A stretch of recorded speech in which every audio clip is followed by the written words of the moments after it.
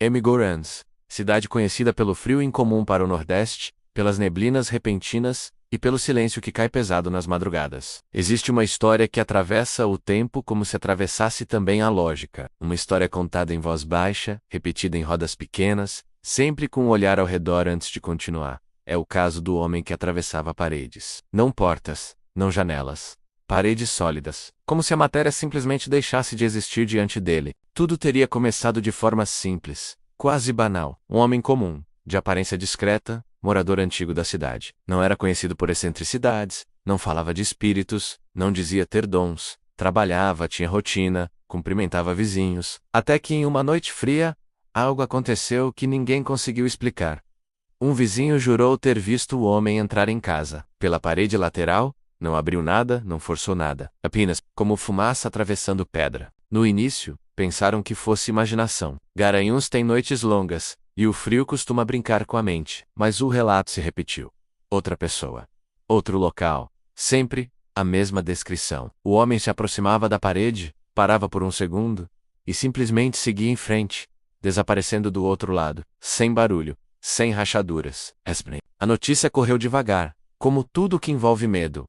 Primeiro virou cochicho. Depois, alerta. Pessoas começaram a evitar cruzar com ele à noite. Algumas diziam sentir um arrepio estranho quando ele passava por perto, como se o ar ficasse pesado. Outras afirmavam que o homem parecia não perceber o espanto ao redor. Agia como se aquilo fosse normal, como se atravessar paredes fosse tão simples quanto atravessar a rua. Há quem diga que o fenômeno começou depois de uma doença grave, que ele teria ficado entre a vida e a morte por dias, febril, delirando.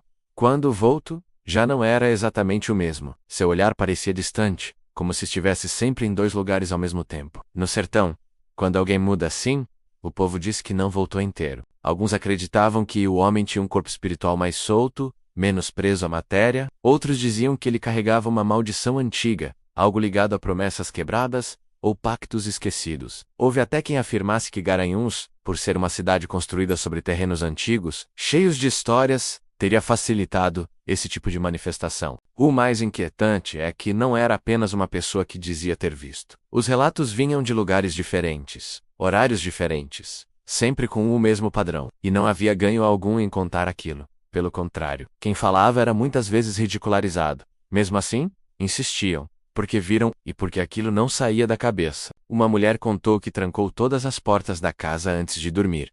De madrugada, ouviu passos dentro da sala. Pensou ser um ladrão. Ficou imóvel. Quando criou coragem para espiar, viu o homem parado no meio do cômodo, olhando em volta, confuso. Em poucos segundos caminhou até a parede e atravessou desaparecendo.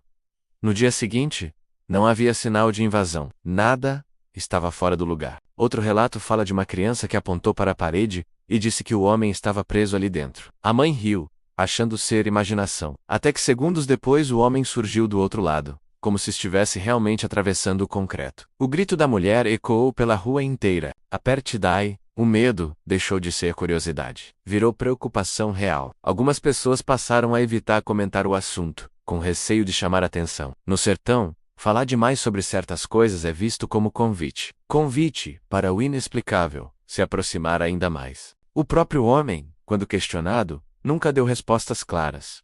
Dizia não lembrar de nada. Às vezes, parecia surpreso com os relatos. Outras vezes, ficava irritado, pedia para não falarem disso. Havia momentos em que parecia realmente assustado com algo que não compreendia em si mesmo. Há versões mais sombrias. Uma delas afirma que ele não atravessava paredes por vontade própria, que isso acontecia quando ele desligava, como se entrasse em transe, que nesses momentos não estava totalmente consciente, como se outra coisa assumisse o controle, uma presença, uma força, um estado entre mundos. Alguns mais velhos diziam que aquilo lembrava casos antigos de pessoas que ficavam desdobradas, com um corpo físico fraco e o espírito andando solto. Outros afirmavam que era coisa de assombração viva, alguém que já tinha morrido por dentro, mas continuava andando entre os vivos. O caso nunca foi oficialmente registrado. Não há documentos, laudos, nada escrito, apenas a memória. E no Nordeste, a memória do povo é um arquivo poderoso. O homem, com o tempo, passou a se isolar,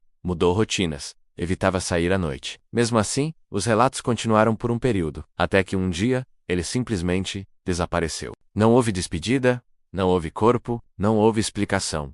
Alguns dizem que foi embora da cidade. Outros acreditam que atravessou algo que não devia, e não conseguiu voltar. Há quem afirme que em noites de neblina, ainda se vê uma sombra passando por paredes antigas, principalmente em casas mais velhas, como se a cidade não tivesse esquecido. Garanhuns segue viva, fria, silenciosa. As paredes continuam firmes, sólidas, mas quem conhece a história evita encostar nelas à noite. Evita andar sozinho quando a neblina desce, porque certas coisas, mesmo sem prova, deixam marcas invisíveis. E essas marcas não se apagam com o tempo. O homem que atravessava paredes virou mais do que um caso estranho. Virou símbolo do limite frágil entre o que entendemos e o que apenas aceitamos em silêncio. Uma lembrança de que nem tudo precisa ser visto por todos para ser real para alguém. E talvez essa seja a parte mais assustadora. Não saber se foi imaginação coletiva, fenômeno espiritual ou algo que a ciência ainda não alcança. Porque enquanto não há resposta, o medo encontra espaço para morar. Se você estivesse sozinho em casa, numa noite fria de Garanhuns, e ouvisse passos do outro lado da parede, você teria coragem de olhar? Se inscreva-se no Mistérios do Sertão 54. Curta, comente e compartilhe.